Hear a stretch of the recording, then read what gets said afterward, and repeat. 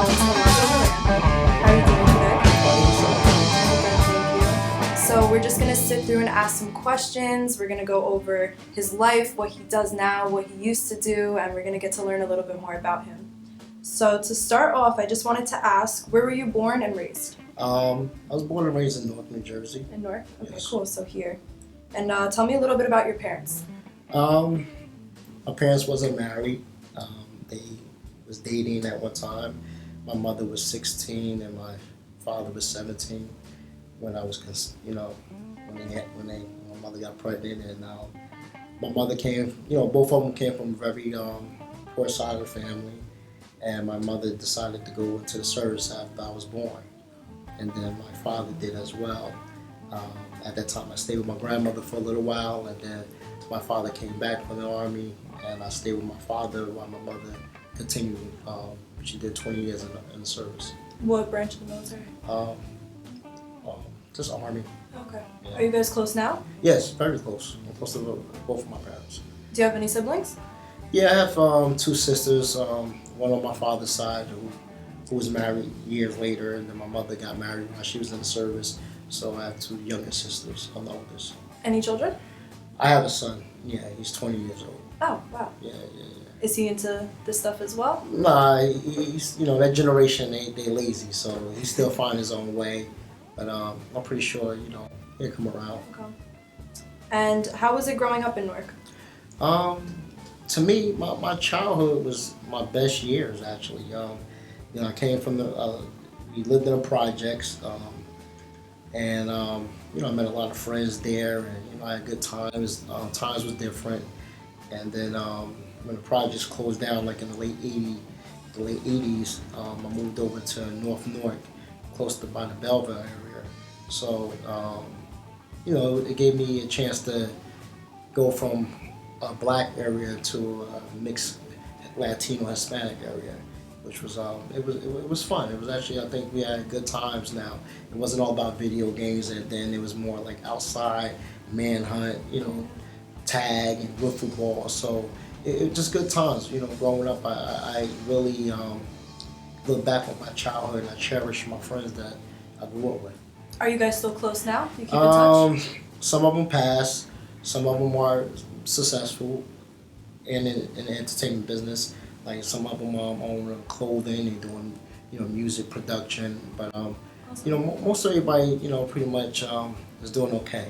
Like I said, I have a few that unfortunately got swiped into the system. They're doing time now, but that's life. Things happen.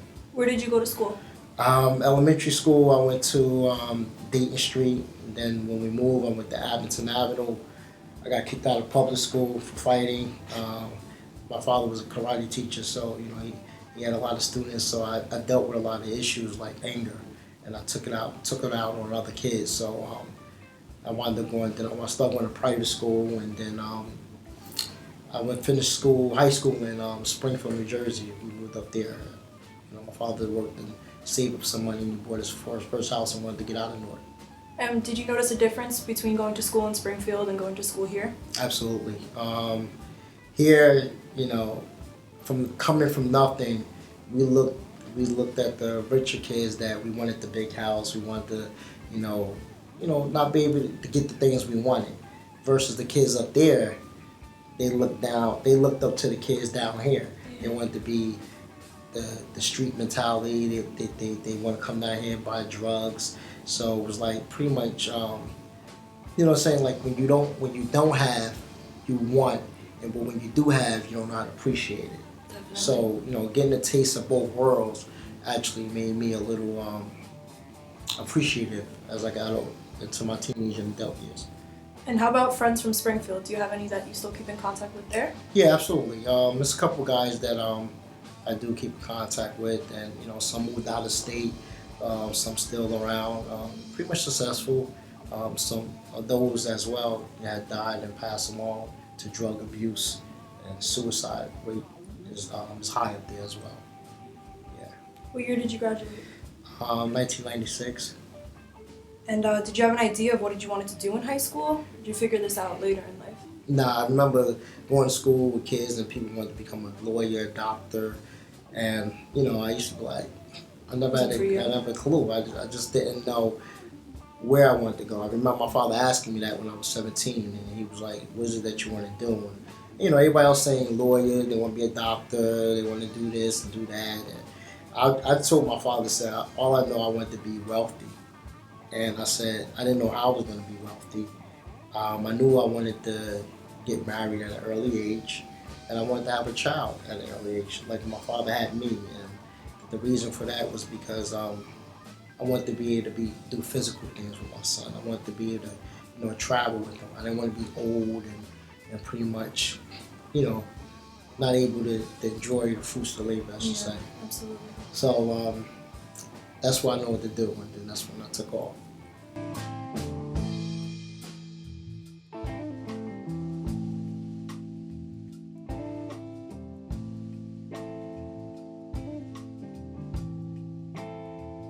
So what happened after high school? Pretty much, my father had approached me one day, and high school wasn't easy for me. So it was like, I just graduated, probably the first summer that I was able to enjoy my summer. Other years I had to go to summer school, and my father, I had applied to go to Keene College, and my father wanted me to start school right then and there in the summertime. Right after graduation? Right after. And I'm like, Dad, like this is his first summer, and he just felt like, you're not gonna live in this household not doing anything, So he pretty much gave me an ultimatum: either start school now, or you really can't be here. So I sucked it up, and with my attitude at the time, I left home. I moved back down to the Newark area, and me and my best friend at the time, we had got an apartment together, and pretty much I just felt like it was like me against the world. Like I didn't have nobody, and I just got out there just trying to, find my way. Mm-hmm. And then I met this young girl at the time, and we spent a lot of time together, and wound up dating her, and think got caught up just being young, without really, because my father was very strict on me growing up. He was very strict, militant style. So pretty much it was like, my first like real girlfriend, because I always stayed in trouble, so I was always on punishment. I had time to really date. So I got caught up in, we wound up being together. Her parents was they was into Islam, so they was pretty much real forceful about marriage and being married early. And I wanted to marry her, and then we had a child together. Oh, awesome. Yeah. So what challenges did you face after high school, moving out at a young age, getting married young? Reality hit. In high school, your younger years, we want to grow up so fast. We want to be adults. We want to, get into the sex, and we want to think we can live on our own. But the reality is that, we take things for granted. We should be able to enjoy the time that we are able to stay home. Get your finances together, get to know exactly what you want to do. Because I am a firm believer, and I tell my son that now: don't step in the water where you can't swim. And when you leave home, don't turn back don't plan to come back. And the truth is that everybody want to be grown, but as long as you're living under somebody's house, there's rules you gotta follow. There's nothing around that. So I try to tell people, don't try to grow up so fast. Really get an idea of what you want to do, because at that point, like I told you before, was that I didn't know what I was going to do. I didn't know how. My grandfather owned a business, medical transportation, and I actually went to go work for him for a little while. After high school? Yeah. Okay. He gave me a job up at there, but like I said, at that time, the laws was changing in the auto accident business, and it became a lot on my grandfather, and I didn't want to become a burden where he's been carrying, supporting my family financially all these years, and he was older, and pretty much nobody was really carrying the torch to keep it going. So I actually just tried to, other things to make, ends meet, until one of my closest friends, his father was into politics, and he asked me to come on and work an election, and he got me my first city job. This was after high school as well? Or Yeah, it was a couple after? years. Graduated in '96. I wound up working for the city in '98. Okay. So, Once you moved out, did your relationship with your parents change? yeah. Well, me and my father, me and my father, we pretty much, we always was like, my father was just like that kind of guy. Like, if it ain't his way, it's no way, and very opinionated. But he had my best interest. He just didn't want me to make the mistakes that he had, and I had to realize that, like, my father was young when he had me. He was 17 years old, finding his own way. His father was around, but his father wasn't a father at that time.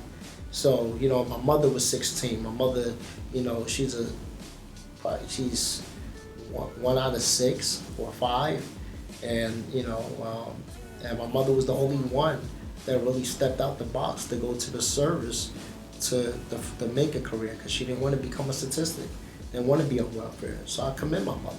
And over the years after I got older, it was kind of rocky because they was disappointed. It hurts. And as a father speaking, it hurts to see when parents sacrifice so much, and then for their child, when their child get of age and they tend to go left, and it's like we giving you all examples, but the reality is that in this generation we can't enable our kids, because they become like I tell my son, you think you're entitled to shit. You're not entitled to it. I worked hard for what I have. I want the best for you, but my plan might not be your vision. But the whole point, you need to have some type of vision, because one day I'm not going to be around, your mother might not be around, and then what you going to do? So, so things got rough at the time, and when I got my first city job, and my son was born, it was all about him. So I know you mentioned that you got married and had a kid young. How old were you? When I got married, I think I was 20 years old, 19 or 20. And she was like 18. Okay. And then you had the kid right away? Yeah, like after being married for 3 months, she, we talked, and she said she wanted a child, so, we agreed. And you guys were married, and how did it feel being married so young at 20? It was cool. At that time I was more stable. I was willing to do whatever it takes for my family. But as I look back, that there's people that mature fast. There's people that take some time to mature, and there are those that never mature. I think that at the time we wanted to be married. We was young and in love, but honestly, we wasn't ready. And when you get married, you just gotta vows. You gotta, like, that death do us part, thick or thin, better or worse, and all that other stuff. And people take that for granted. Or having a kid and saying, "Oh, I had a kid because it's cute," or "I'm having a kid by this person because I don't want this other person to have a kid." So we was both young, and we wanted to come into agreement of separating, and we divorced, but we still have to be parents, and co-parents is very important. So, we did the best we could, for our son. He knows that both his parents love him, but it was rough. It was rough. I went through I almost went through like a mental depression over it, because I was really in love, or maybe I was obsessed. Who knows? To be honest with you, but like they said, time heals all wounds, right? Absolutely. Yeah. And how did you manage to get by after the divorce? Because that is so young.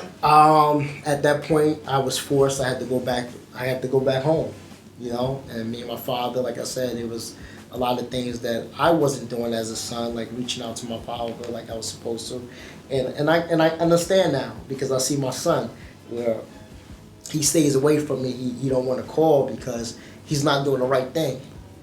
So when we're not doing the right thing, we try to avoid our parents. Yeah, definitely. So, but I had to swallow the bullet. I had to go to my father and just say, listen, I need to come back home. It wasn't going to be a long-term thing, but I need to come back home. I need to be there for my son, and I did. I went home. I think I went home for 6 months. I went back home. At that time, there was another older gentleman that I knew from a street level, and he was just encouraging me, like, listen, man, this lifestyle or that lifestyle ain't for you. You need to you got a chance to do something different. And so a couple people had encouraged me to take the police test. And I was really against it because I'm like, oh, you're from North, you're gonna be a cop and all that. And it took this other guy, a good friend of mine, God bless his soul, he told me that, he said, listen, man, don't believe the hype. Guys will tell you that because their jacket is not clean. If their jacket was clean, they would have took the chance to become a cop. Absolutely. So I took the test, man. I took the test and I wound up passing. And within 6 months, I had got a call. And then, things started changing, and I was able to buy me my first condo at like 22 years old, 21 years old, and for me and my son, and that's when things just changed for me. It was just like I was just determined to just keep going. I just had to keep going, and other doors had opened. So how was it being a police officer, and how long were you? I did 20 years on the force. The job was okay. From when I came on, I hear a lot of the old guys say it was much funner back in the day, and I think the politics in the police department was ruining it. Politics play a big game in it. Who you down with, who you supporting. Depending on what shift you're gonna go through, you're gonna be thrown to the wolves and work a shift that you don't want to and stuff like that. So. I love to help people. I love to do community things, but as the job went on, I realized I didn't have to be on this job to help people. So, but don't get me wrong. I don't regret it. The police department opened a lot of doors for me, meaning that it helped me get my finance together, and took that money to go to other avenues in my life. So it was stability for my son and my wife at the time. I was able to have her on my benefits, and my son, he get all my benefits. And as of today, he's still on my benefits as I retired. So I tell anybody it's a good pension, but it's definitely, the times has changed now. It's definitely changed. I think I got out of there before they. I didn't want to deal with that body camera thing. So it was like, but it's a good job. It was a decent job. What year did you retire from the force? 2018. Okay, so recently. Yeah, just last year. And I also read somewhere that you did real estate. Yeah, when I got my first condo, I met some other guys that was buying houses and flipping them in Newark, and pretty much, I saved my money, and I got introduced to some hard money investors, and that became my second real means of money. Actually, it became more of my money from my salary from police officers. So, really? Yeah, and I loved it. And I was loving the idea of taking the shell and turning it into something. I was gonna say you were remodeling, reflipping everything. Yeah, I would take a fire burnt down house, and I would do framing, new roofing, everything, plumbing, and fix it and sell it to a family, that can afford it, and that's going to live there and appreciate it. That's awesome. So from that, how did you end up into this industry now in film? I remember back in 2005, I was never a reader. I never read a lot of books, only books that we were supposed to read in high school. Yeah. And so I got, a lot of people was reading these urban novels, and I was like, I'm never really into that stuff, so, and then I read this one book, another author from Newark, actually, he had wrote this book called Block Party, and I read that book, and I did another book, No Exit, and Sincerely Yours. I just got hooked on those books. I got hooked on it, and after reading, I was like, damn, everybody got a story to tell. It's just about how you tell it. So I had this particular post in Newark on Broader Market. There used to be a police booth right there on the corner, and I used to work that shift from 3 to 11. So all the stores are closing around like 7 o'clock, so it was like kind of dead out there. So I used to take each day, I'd take an hour out of each day and just write. I just said, I just started writing a story. I would think about childhood friends, or, just to spice it up, add my life story into it, and I tweaked it, and pretty much I just wrote.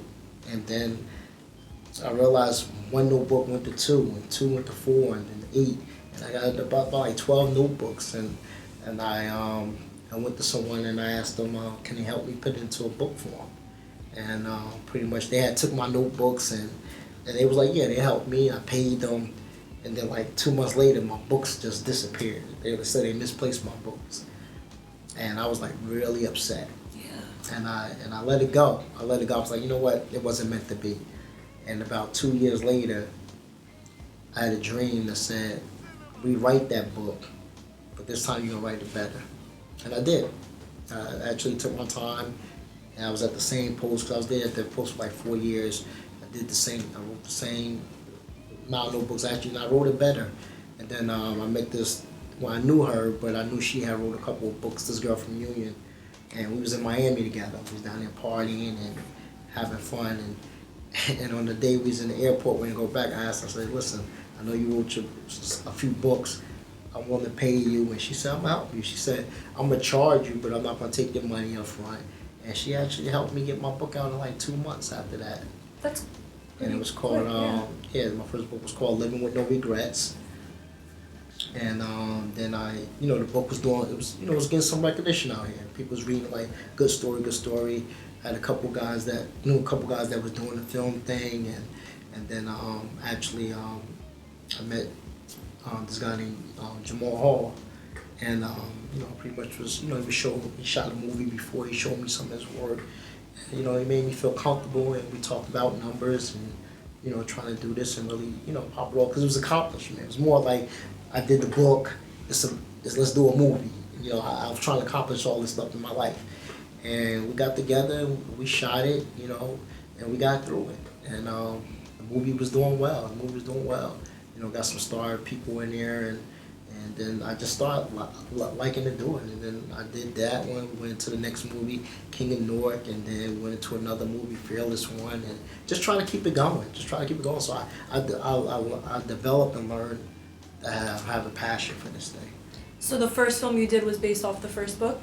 Yeah, it was based off the first book, and I wrote another book. It was a sequel to the first one. It was called Still Living with No Regrets / King of Newark, and we shot that too as a movie. And then I wanted to do something different because my background was martial arts growing up, and so I got together, and that's when I did this martial arts underground boxing, kickboxing, movie, and that's when I met JC. Really? Yeah, JC, he came on board, and him and his cousin was real helpful, and so we just, we started getting popular, and in Jersey, people started coming outside the box, New York, and they started seeing what we was doing, so people, and then you see a lot of people, people was doing it, but sometimes you see somebody else doing it. I think we motivated a lot of people that want to do films to do it. So, absolutely. We're just trying to keep it going and open up avenues and be able to turn back and pull others on the way. So would you say a lot of your inspiration comes from yourself and things you've been through, experiences, your life? Yes. I think me as a person, from what I've been and how I was, like I tell my son, I walk these streets and I'm very popular. I tell people, I'm not saying everybody like me, but I get the respect, because that's what I give respect. I never let, a lot of people let that badge and the gun change their mentality. I never did, because I was the same person before I was a cop. Right. Some people get that power, they think they're above the law. No, that wasn't me. So when you can live like that, then like I said, they might not like you, but they will be forced to respect you. Because at the end of the day, what you do, I ain't do nothing bad. I'm not out here doing nothing bad. I'm pursuing my dreams and helping a lot of people. I helped a lot of people in a way, and I do it from the heart. I don't do it as, I do something for you that you owe me. You remember me, shot me out, then great. But I do it from the heart because at the end of the day, people forget, and I don't want to be there and be mad and say, oh, Bree forgot about me when she made it to Hollywood. Mm-hmm. So I did it out the heart. If I can help anyone, I'm not going to be taken advantage of. But if I can help someone out, it's nothing. Free advice, sit down with a person, utilize my connections. I just tell people to utilize them the right way.